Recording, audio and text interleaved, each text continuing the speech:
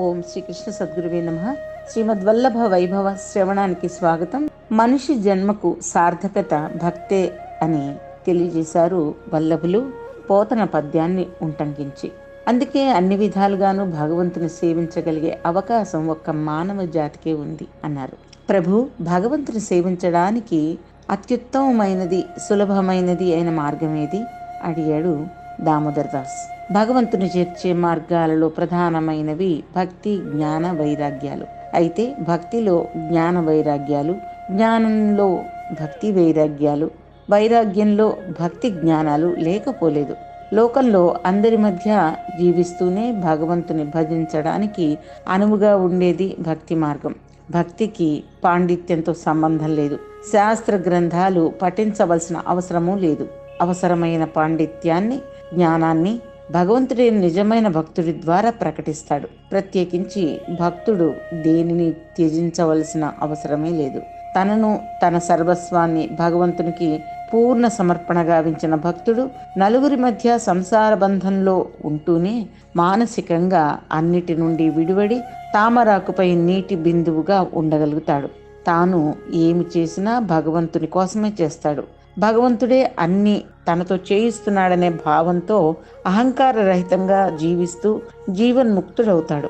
సచ్చిదానంద ఘనుడైన పరబ్రహ్మాన్ని తన మదిలో ఎల్లవేళలా నిలుపుకుంటాడు. శ్రవణం, కీర్తనం, విష్ణు స్మరణం, పాదసేవనం, అర్చనం, వందనం, దాస్యం, సఖ్యమాత్మ నివేదనం అని శ్రీమద్ భాగవతం సప్తమ స్కందంలో పంచమాధ్యాయంలో నవవిధ భక్తి మార్గాలను ప్రస్తావించింది. అంతేకాదు కామం, క్రోధం, భయం, స్నేహం అనే భావాలతో నిరంతరం భగవంతుని తలచినా భగవంతుని చేరవచ్చునని చెప్పడం జరిగింది. కానీ భగవంతునిపై కలిగే అవ్యాజమైన ప్రేమే భక్తి. భగవంతుని బాలరూపుడిగా ప్రేమించిన యశోద వాత్సల్య భక్తికి, భగవంతునికి సర్వస్వాన్ని సమర్పించిన కృష్ణగత ప్రాణులైన గోపికల భక్తికి సమానమైన భక్తి మరెక్కడుంటుంది? వారి మార్గమే మనకు అనుసరణీయం. అదే పరమోత్కృష్ట భక్తి అంటూ తన్మయులయ్యారు వల్లభులు భక్తి పారవస్యంలో. వారి హృదయం అనిర్వచనీయమైన ఆనందంలో నిమగ్నమైంది. వారి సుందర సుకుమార వదనం దివ్య తేజస్సుతో వెలిగిపోతోంది. పూర్తిగా ఉదయించిన భానుమండలం నింగిలో మెల్లిమెల్లిగా పైకి లేస్తూ దూరంగా వల్లభుల శిరస్సు వెనుక భాగానికి వచ్చిన విధంగా గోచరిస్తోంది. ఆ ఎర్రని భానుమండల మధ్యంలో వల్లభులను తిలకించిన శిష్యులకు వల్లభులు ఎంతో ఎంతో ఎదిగిపోతూ విశ్వరూపులుగా దర్శనమిచ్చారు. అద్భుతమైన ఆ దృశ్యాన్ని వీక్షిస్తూ పరమానందంతో తన్మయులయ్యారు కృష్ణదాసాదులు. చేమంతులు, గులాబీలు కలిపి రంగరిస్తే వచ్చే వన్నెతో వెలిగిపోయే వైశ్వానర రూపం వల్లభులది. సూర్యుడి తేజస్సును, చంద్రుడి చల్లదనాన్ని కలిపి బ్రహ్మ ఎంతో శ్రద్ధగా తీర్చిదిద్దినట్లున్న సుందరాకారం. శ్రీకృష్ణుడు రాధాదేవి ఛాయని, సౌకుమార్య సౌందర్యాలను కూడా తీసుకుని వల్లభులుగా ప్రకటమయ్యాడేమో అనిపించే మనోహర సౌందర్యం వల్లభులది. కరుణ కురిసే అరవిచ్చిన కలువల్లాంటి కనుదోయి, పెదవులపై వీడని మందహాసం, నిగనిగలాడుతూ నిండుగా ఉన్న కపోలాలు, నుదుట పొడుగైన ఎర్రని నామం, మెడలో 3 వరుసల తులసి పూసల పేరు, కుడి చేతిలో జపమాల, ఆజానుబాహువులతో శ్వేత వస్త్రాలలో ఎంతో ఆకర్షణీయంగా ఉన్న వల్లభుల రూపం చూపుర్లను ఇట్టే ఆకట్టుకుంటోంది. కృష్ణ నామస్మరణలో అణువణువు రసప్లావితమైన వారి రూపాన్ని చూస్తుంటే బ్రహ్మానందం మూర్తీభవించి తమ ముందు సాక్షాత్కరించిందా అన్నట్లుగా ఉంది. చూసిన కొద్దీ చూడాలనిపించే వల్లభులను ఎంత చూసినా తనివి తీరడం లేదు వారికి. వారి వచనామృతం ఎంత గ్రోలినా తృప్తి కలగడం లేదు. ఎదురుగా కూర్చుని వల్లభుల ముఖారవిందంపైనే దృష్టి నిలిపి ఆనందానందాన్ని అనుభవిస్తున్నారు శిష్యులు. వల్లభుల సమీపాన ఉంటే చాలు, ఏదో తెలియని దివ్యమైన ఆనంద తరంగాలు వల్లభుల నుండి వెలువడి తమందరినీ చుట్టివేసి భక్తి భావనలు ఉద్దీప్తమవుతున్నాయి. ఆ పైన వల్లభుల వారి పలుకులు విన్నా, వారి దృష్టి పడిన, కరచరణ కమలాల స్పర్శ కలిగిన అనిర్వచనీయమైన అనుభూతులతో పరవశించిపోవలసిందే. వల్లభుల ప్రభావాన్ని గురించి పదే పదే తలుచుకుంటూ ఆనందిస్తూ ఉంటారు శిష్యులు. వల్లభులు ఎవరికైనా ఎప్పుడైనా చెప్పే ప్రధానమైన విషయం ఒక్కటే: కృష్ణ సేవ సదా కార్య.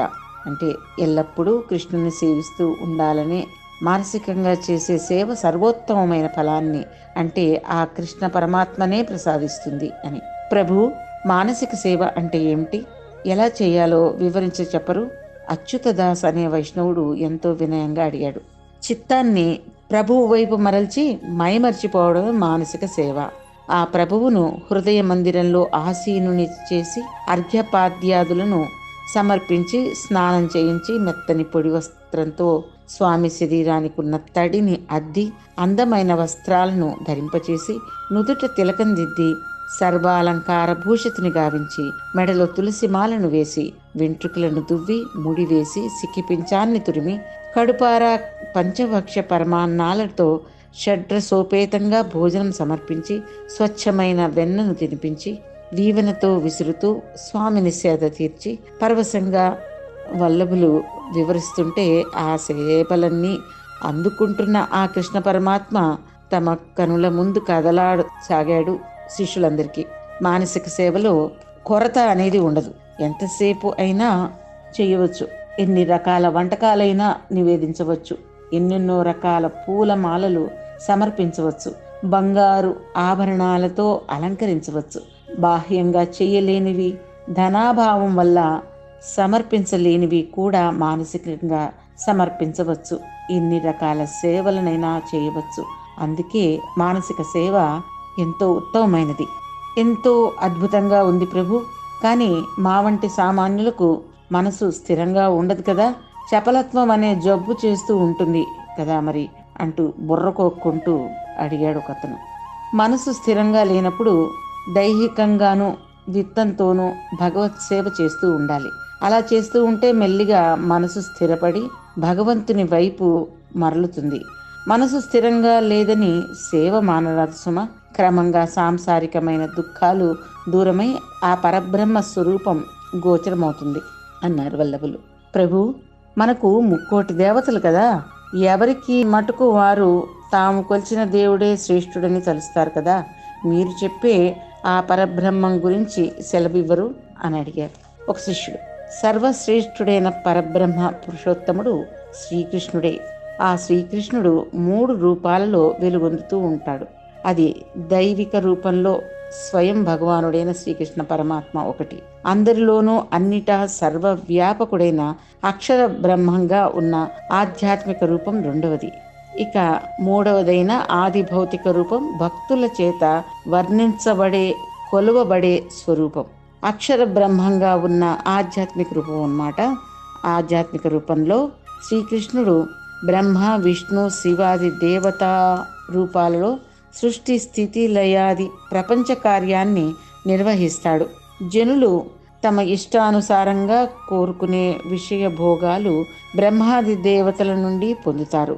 ఆత్మలో కలిగే పరమానంద స్వరూపం మాత్రం శ్రీకృష్ణ పరమాత్మే ప్రసాదిస్తాడు. అది దైవిక రూపం. అంతటా భగవంతుని దర్శించడం ఎలా సాధ్యం ప్రభు అని మధ్యలో అడిగాడు మరో శిష్యుడు.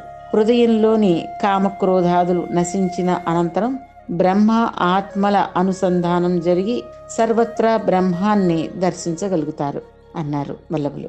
లౌకికమైన కష్ట సుఖాల నుండి విముక్తులై పరమ పావనమైన పరమాత్మను చేరుకునేదెలా ప్రభు అన్నారు మరో శిష్యుడు. అహంకార మమకారాలతో కూడి ఉన్న ఈ ప్రపంచంలో మగ్నమైనప్పుడు భగవత్ స్వరూపానంద సుఖానికి దూరమైన మనసు దుఃఖాన్ని పొందుతుంది. అయితే కృష్ణ భక్తి మార్గంలో ప్రవేశించిన వారు మాత్రం సాంసారిక ఉపాధుల నుండి ముక్తులవుతారు. ఆత్మానంద సాగరంలో విరాజమానుడైన శ్రీకృష్ణునే నిరంతరం చింతించాలి. చింతించడం అంటే స్మరించాలి. కేవలం లౌకిక కామనల కోసం కృష్ణుని సేవించినట్లయితే కష్టపడవలసి వస్తుంది.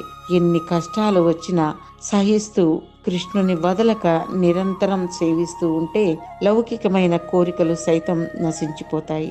లౌకికమైన కోరికలు కలిగి ఉంటే సేవా ఫలమైన ఆ పరమాత్మ లభించడంలో జాప్యం కలుగుతుంది. దుఃఖాన్ని తొలగించుకుని ప్రభువును సేవించే మార్గాన్ని కూడా చెప్పరు. మధ్యలో మరో శిష్యుడు ఆపాడు వల్లభుల్ని. దానికి వారు పుష్టి మార్గాన్ని అర్థం చేసుకుని ఆత్మలీనం చేసుకుని అనుసరించే భక్తుడికి దుఃఖమే ఉండదు. శ్రీకృష్ణునికి తనని తన సర్వస్వాన్ని సమర్పించిన భక్తునిలో అహంకారానికి తావుండదు. అహంకారం తొలగినప్పుడు తాను తలచినదే జరిగి తీరాలనే పట్టుదల భక్తుడికి ఏమాత్రం ఉండదు. ఏది జరిగినా అంతా భగవానుని ఇచ్చగానే భావించి ఎంత పెద్ద కష్టం వచ్చినా చిరునవ్వుతో ఆహ్వానించి తనకు అనుకూలంగా మలుచుకుని ఆనందంగానే జీవిస్తాడు అన్నారు.